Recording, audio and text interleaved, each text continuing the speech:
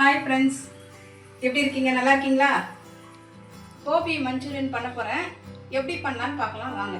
Cauliflower cut பண்ணி வச்சுருக்கோம். மஞ்சூரியனுக்கு இது மாதிரி குட்டி குட்டியாக நறுக்கி வச்சுருக்கேன்.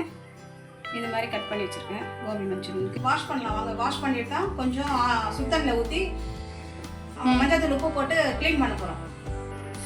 காலிஃப்ளவர் நல்லா பாயில் பண்ணி கொஞ்சம் நல்லா இதெல்லாம் பூச்சியெல்லாம் போயிடுச்சு.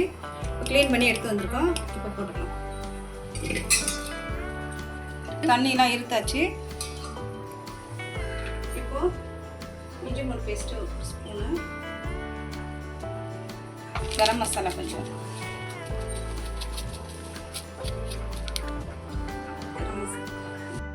தனி மிளகாத்தூள் அரை ஸ்பூனு, சால்ட் போட்டுக்கலாம்.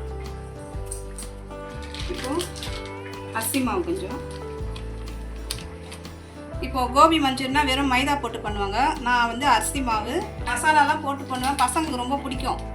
பசங்களுக்கு ஒரு வாட்டி இது மாதிரி எல்லாம் மசாலாலாம் போட்டு கோபி மஞ்சூரியன் பண்ணி கொடுத்தேன். பசங்களுக்கு ரொம்ப பிடிச்சிருந்தது.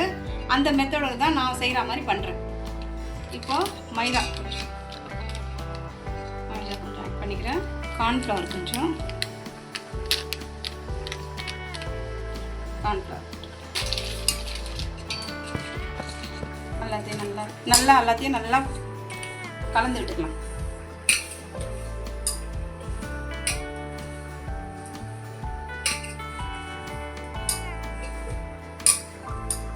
சுட சுட இருக்கு.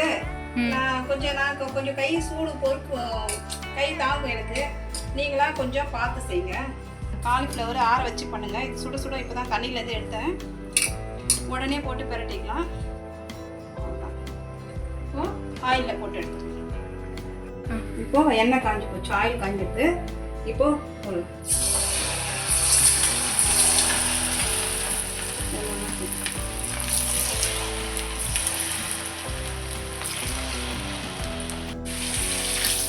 இப்போ இந்த ஸ்டேஜில் எடுத்தால் போதும்.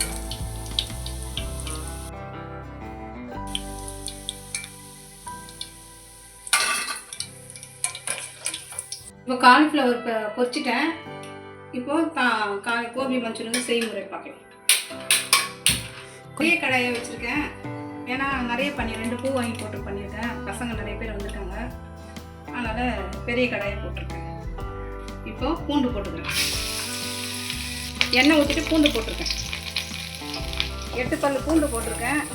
ஸ்லைஸாக பொடியாக குட்டி குட்டியாக நறுக்கி போட்டிருக்கேன். நல்லா அது வதங்கின பிறகு வெங்காயம்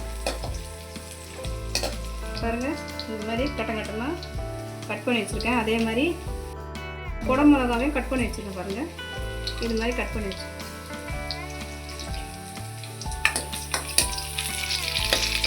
வெங்காயத்தை போட்டுருக்கேன்.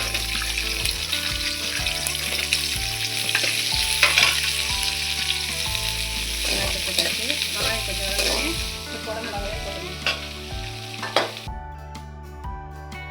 நல்லா அந்த ரெண்டுமே நல்லா ஃப்ரை ஆகும். குடமிளகாவும் வெங்காயமும் பாதி நல்லா வேகணும். அப்போதான் சாப்பிட்றதுக்கும் நல்லாயிருக்கும். இது என்னோடய ஸ்டைலில் பண்ணுறேன். பசங்களுக்கு ரொம்ப பிடிக்கும். அதுக்கு உங்களுக்கும் பிடிக்கும்னு நினைக்கிறேன். நீங்களும் சேர்ந்து பார்த்துட்டு சொல்லுங்கள். இப்போது தனி மிளகாத்தூள் போட்டுக்கிறேன். சால்ட் போட்டுக்கிறேன்.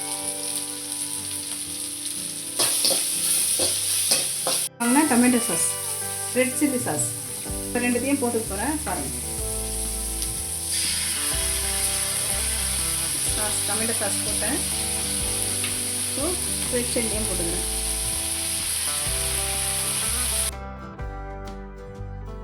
ரெண்டு ஸ்பூன் போட்டுக்கணும். அப்படியே எனக்கு அளவு அப்படியே போட்டு தான் பழக்கமாயிடுது.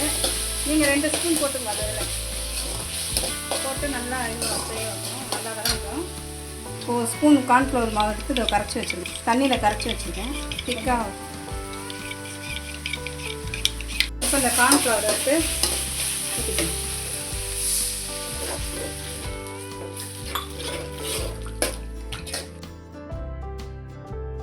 இந்த கிரேவி கோசம் போட்டுட்டு இப்போ இந்த கார்ன்ஃப்ளவர் எடுத்து வச்சுருக்கேன்.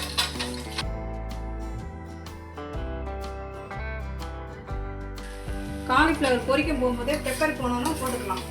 மிளகு தூள் போடுறதுனா போட்டுக்கலாம். தண்ணி கொஞ்சம் கிரேவி வேணும், கொஞ்சம் தண்ணி விட்டுக்கிறேன். இப்போ கொஞ்சோண்டு தண்ணி விட்டுக்கிறேன், கொஞ்சம் கொஞ்சம்.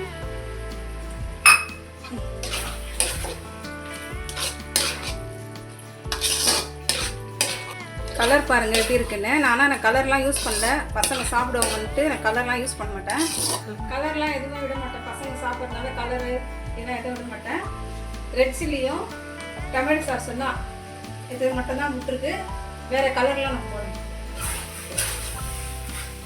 எதுக்குமே கலர்லாம் போடல.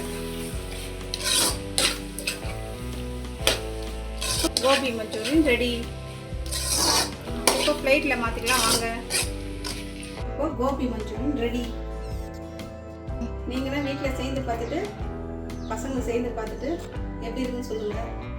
கடையில் வாங்கிறதோட வீட்டில் செய்து கொடுத்து பசங்களுக்கு வீட்டில் செய்து கொடுக்கலாம்.